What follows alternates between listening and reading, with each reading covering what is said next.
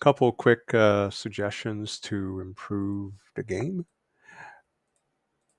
Uh, when the instructions request that we remove a wall, the new area, the the two areas that were there should be merged, i.e., it should no longer be a kitchen and a living room. It should be a kitchen slash living room.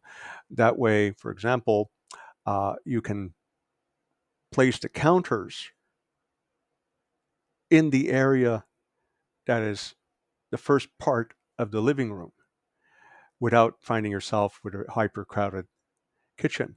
The counters serve as a visual separation between the old kitchen and the old living room, but allow people to pass dishes from one room into the other, etc., etc., etc. Specifically egregious, the one where they requested you delete the office, but the office itself does not count as living room space, so you had to place X amount of furniture in the old living room and otherwise leave the office empty unless you decide to add even more furniture there. Um, any and all rooms that are called toilets should have a toilet and a sink. If it isn't there, it should be part of the tasks to put that in. Very simple. Why I say this? Not sure I ever want to go to a house that has a toilet, but no means of washing one's hands after taking care of business. Um, Likewise, the baths in the game were almost impossible to use simply because unless the bathroom was particularly large, you just couldn't put it down. It's the amount of space between the bath and the other piece of furniture seems to be a little bit too big. So the something has to be done with the baths. They just trim down that space between them and everything else. Um, Moving on to a slightly different thing, a lot of people in the gaming community consider time events to be generally a pain. Nothing is more annoying than to have a timed event, even if the story supports it. Like, you have to get across the canyon and catch the bad guys before they finish chopping the rope bridge, or else they will slaughter the princess guard and, sacrifice the princess to the dark god Val. Something along those lines. Well, yes, then the time is of the essence. You have to get across that bridge or, the chasm, the gorge. Otherwise than that, and it still doesn't make it pleasant, but at least it makes sense. In real life, you spend more time fixing things when you go too fast than the amount of time you allegedly save by going fast. I'll give you a real life example. I watched a young man learning his trade when I was a dishwasher at a restaurant, and his trade was brickwork. In this case, they finished building a brick oven in the large dining room. Don't remember what the oven was specifically for. It could have been just to keep stuff warm. And they were a process of putting on tiles. And he kept breaking tile after tile. And the electrician, not the electrician, the mason, the person who's been doing that job for decades, looked at me, catching me shaking my head, and asks, Stefan, what's he doing wrong? I said, well, you should treat the tiles like you treat a woman, gently. And the old man just started laughing and told the young man, you see, gently. And the guy looked at me, what do you mean? Just tap along the line you drew on the tile. Just gentle tap, go up and down the line. And eventually it's going to crack right there. And he tried it, and hold and behold, it's exactly what happened.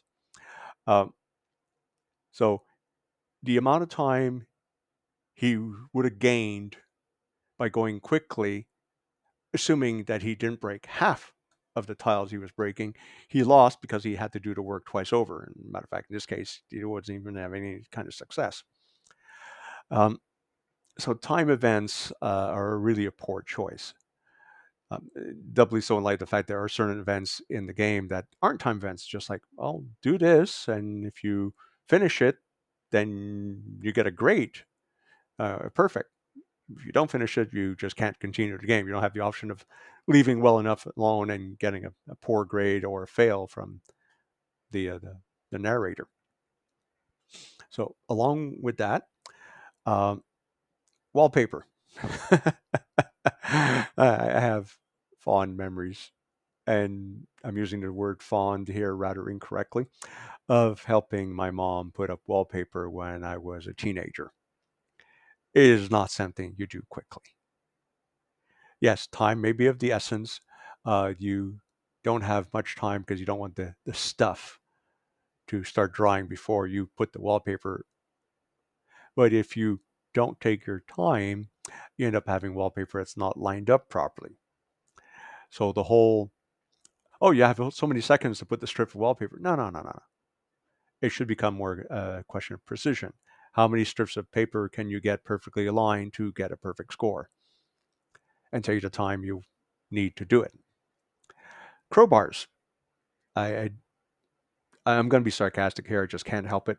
I don't know in what universe crowbars are a tool that requires reflex. Crowbars are a tool that requires strength. And believe me, the parquet or the nail is going to break long before the crowbar breaks. So the whole issue of, well, you need to catch a little slider as it hits the green spot correctly, or else you're going to break the crowbar. No, please, no, 10 times no.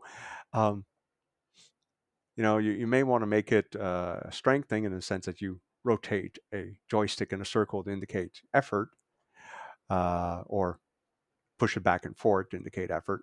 And if there's an issue of, well, dexterity or did you place it correctly, then, the other joystick to make sure the crowbar is in the right spot. And yes, if you fail that second one, then it's a piece of parquet that breaks, thus requiring more work to remove it and therefore going from perfect to good to it's all right to the fourth time, well, yeah, you failed because, the floor's not even.